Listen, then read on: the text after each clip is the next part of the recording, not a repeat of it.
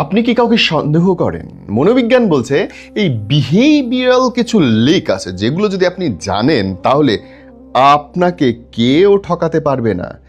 মিথ্যেবাদী চেনার কিছু বৈজ্ঞানিক উপায় আজকে আপনাদেরকে আমি বলতে চলেছি। Number 1, cognitive load theory. Aldert ব্রিজের মতে সত্য বলার চেয়ে মিথ্যা বলা মস্তিষ্কের জন্য বেশি কঠিন। কেননা মিথ্যাবাদীকে একটা কাল্পনিক কাহিনী সাজাতে হয় এবং সেটা মনে রাখতে হয়, সেটা মাথার মধ্যে প্র্যাকটিস করতে হয় এবং আপনার প্রক্রিয়া পর্যবেক্ষণ করতে হয়। বৈজ্ঞানিক লক্ষণ কি? এই অতিরিক্ত চাপের কারণে মিথ্যাবাদীরা কথা বলার গতি কমিয়ে দেয়, মানে স্লোলি কথা বলে, অথবা সে অপ্রাসঙ্গিক তথ্য নিয়ে দীর্ঘ সময় আলাপ করে। তাহলে টিপস কি? তাকে ঘটনার উল্টো দিক থেকে শুরু করতে বলতে হবে। মানে সে একটা পুরো ঘটনা বললো, যেখানে শেষ হলো বলো এখান থেকে বলো তো, এবং তাহলেই কিন্তু ধরা পড়ে যাবে। আর সত্যবাদীরা কিন্তু এই কাজটা সহজেই করতে পারবে, কারণ সে পুরো ঘটনাটা দেখেছে। মিথ্যেবাদীরা সেটা পারবে না, বাড়তি লোড তার মাথাটাকে ওলট পালট করে দেবে। মিথ্যাবাদী ধরার নাম্বার 2 টিপস, মাইক্রো এক্সপ্রেশন ও ইমোশনাল লিকেজ। পল একম্যান তিনি একটা গবেষণা করছেন। তিনি বলছেন মানুষ যখন মিথ্যে বলে তখন তার আসল অনুভূতি এই মুখের মধ্যে 1 সেকেন্ডের 1/25 ফুটে উঠবেই। মানে একটা 1 মাইক্রোসেকেন্ড মিলি সেকেন্ডের জন্য আপনার চেহারার মধ্যে ফুটে উঠবে। কেউ বললো জানো আমার আজকে অনেক কষ্ট হয়েছে, আমার আজকে জিনিসটা হারাইছে।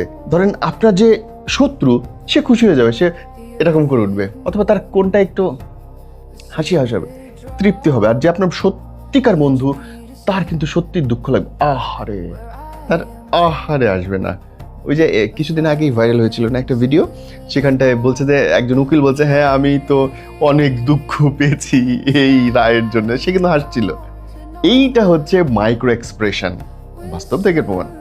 চেনার উপায়, যদি মুখে খুশির কথা বলে কিন্তু তার চোখের কোণে কপালে সংকুচিত হয় তাহলে বুঝে নেবেন আপনার জন্যে তার আবেগ উল্টাপাল্টা আছে। নাম্বার 3, চোখের মুভমেন্ট ও ভিজুয়াল এক্সেসিং কিউজ। নিউরো ল্যাঙ্গুয়েস্টিক প্রোগ্রাম, যেটাকে সংক্ষেপে বলা হয় NLP, সেই তত্ত্ব অনুযায়ী মানুষ যখন কোনো স্মৃতি মনে করার চেষ্টা করে তখন তার চোখ কোনো একদিকে যায়, আর যখন কোনো কিছু কল্পনা করে তখন তার চোখ অন্যদিকে চলে যায়। সাধারণত মানুষ যখন ডানহাতি হয় তখন কথা বলার সময় উপরে ডান দিকে তাকায়, তখন বুঝে নিতে হবে কোনো দৃশ্য তৈরি বা কল্পনা করছে। হয়েছে কি, মানে সে কল্পনা করছে, সে বানাচ্ছে, এবং সেটা করে অ্যাকচুয়ালি সে নিজের অজান্তেই। তবে মনে রাখতে হবে ভাই, এই ব্যাপারটা সবার ক্ষেত্রে সমান নাও হতে পারে। Number 4, linguistic distancing. মিথ্যেবাদীরা অবচেতনভাবে নিজেকে তার বলা মিথ্যের সাথে